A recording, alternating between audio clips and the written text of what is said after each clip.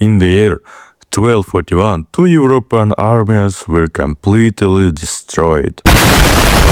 Knights in heavy armor, thousands of soldiers, experienced commanders.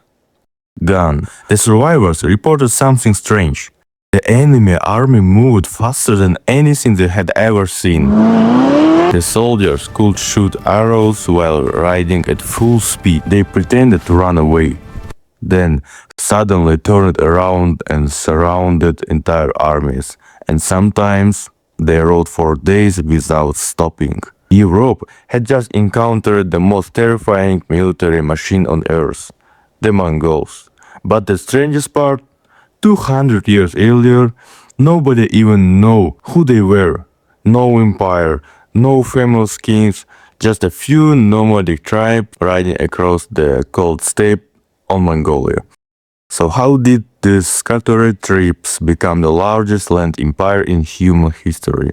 To answer that, we need to go back to 1045. The first known written mention of the Mongols appears in China's chronicles around 1045.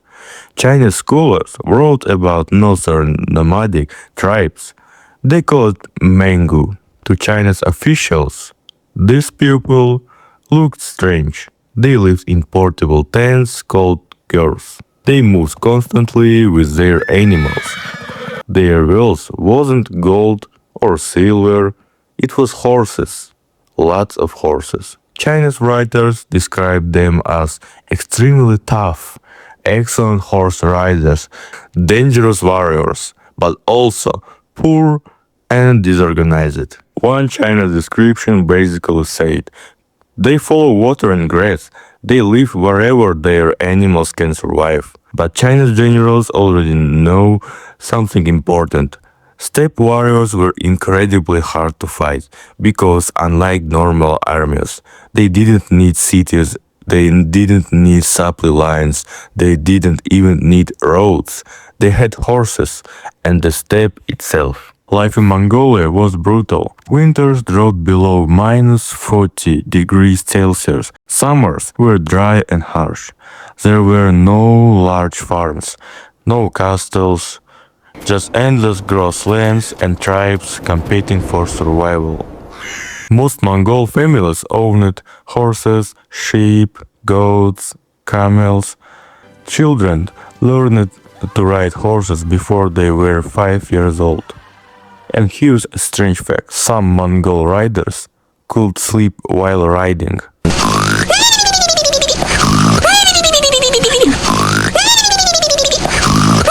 Yes, actually sleeping on a horse while traveling, which sounds impossible.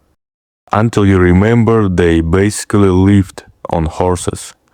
Another survival trick, Mongol warriors sometimes drank small amounts of horse blood during long campaigns.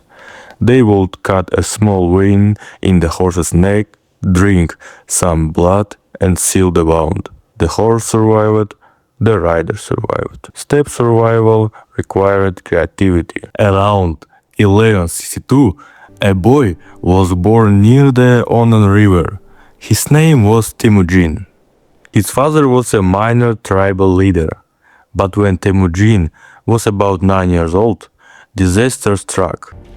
His father was poisoned by a rival tribe. Without their leader, the tribe abandoned Temujin's family. The father is dead. We don't need them. Leave them.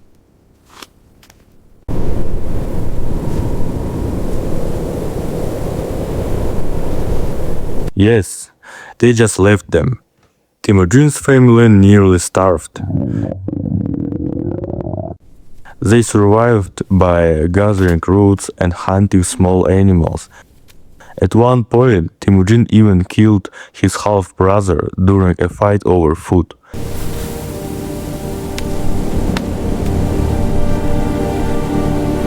Steppe childhood was not gentle, but it made him tough. And it taught him one lesson. Power means survival. As Temujin grew older, he slowly gained followers. First, a few friends, then small groups of warriors, then entire clans. But Temujin had a radical idea. Instead of tribes constantly fighting, what if they united? This was revolutionary.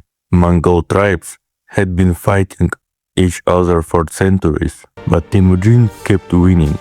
The Merkids, the Tatars, the Naimans, and he introduced a rule that shocked the steppe: promotions based on skill and loyalty, not noble birth, which meant a poor warrior could become a general. Suddenly, thousands wanted to join him. In 1206, Mongol tribes gathered at a huge council called a Kurultai.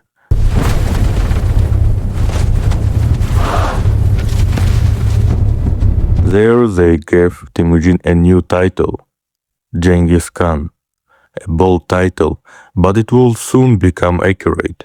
This moment marks the birth of the Mongol Empire, the Mongol war machine. Genghis Khan built one of the most efficient armies in history.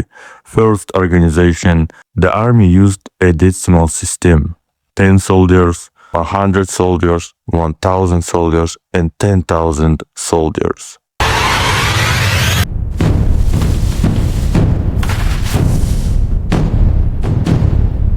Second, discipline. If one soldier ran away, the entire unit could be punished, so nobody ran. Third, mobility. Each warrior had 5 horses. When one horse got tired, they switched to another. This allowed Mongol armies to travel 160 km per day.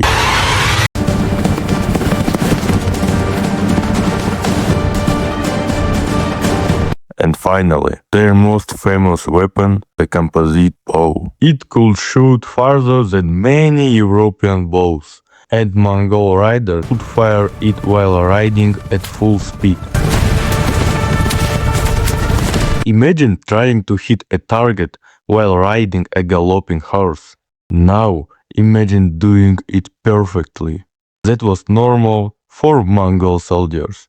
1211, the invasion of China. Genghis Khan's first major target was northern China, ruled by the Jin dynasty. Chinese generals looked at the Mongols and thought, these are just nomads. Huge mistake. The Mongols struggled against city walls, so they solved the problem. They captured Chinese engineers and forced them to build siege weapons. Soon Mongol armies were destroying cities that had stood for centuries. By 1115, they captured the Jin capital. Today, we know it as Beijing. 1219. Next, Genghis Khan turned west toward the Khwarezmian Empire. At first, he wanted trade, so he sent merchants and diplomats. The local governor had a terrible idea. Are they spies? Maybe. Execute them. All of them. Yes. When Genghis Khan heard this, he reportedly said, "You have chosen war, the destruction of Khwarezm." In 1219, Mongol armies invaded Central Asia.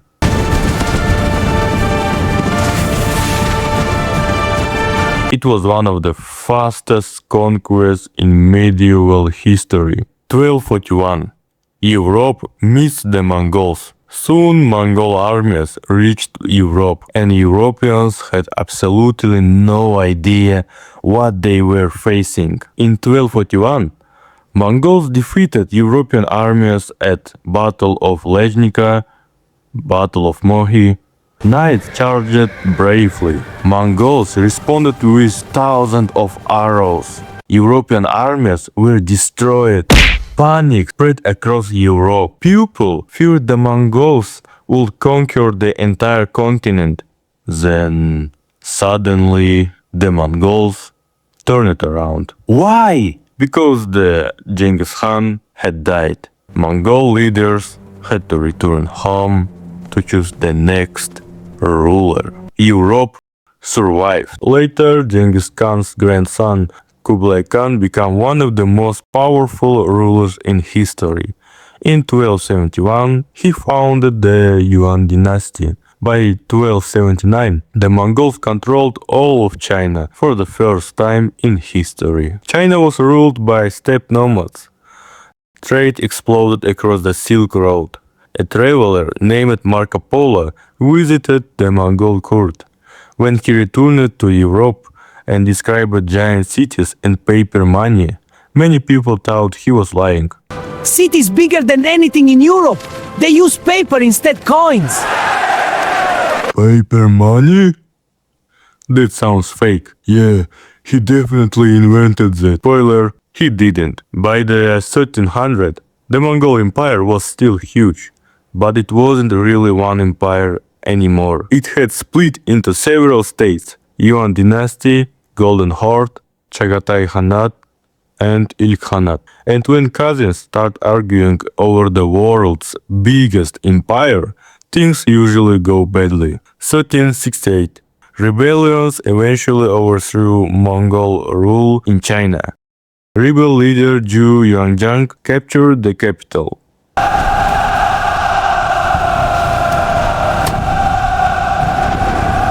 The Mongol emperor looked at the situation and probably said, "The rebels are approaching. How many? A lot. Prepare the horses." The Mongols retreated north to Mongolia. The Ming dynasty replaced them in China.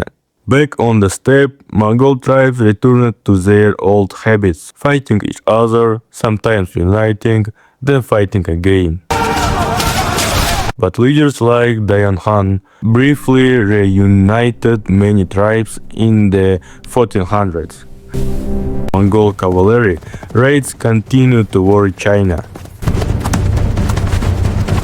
In fact, the Great Wall was heavily reinforced during this period.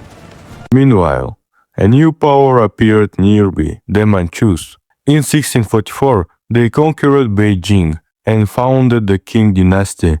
Gradually, many Mongol tribes came under Qing influence. By 1700, the era of Mongol world conquest was long over. The empire had disappeared, but the Mongols were still there, still riding horses across the steppe, still proud descendants of the warriors who once terrified half the world.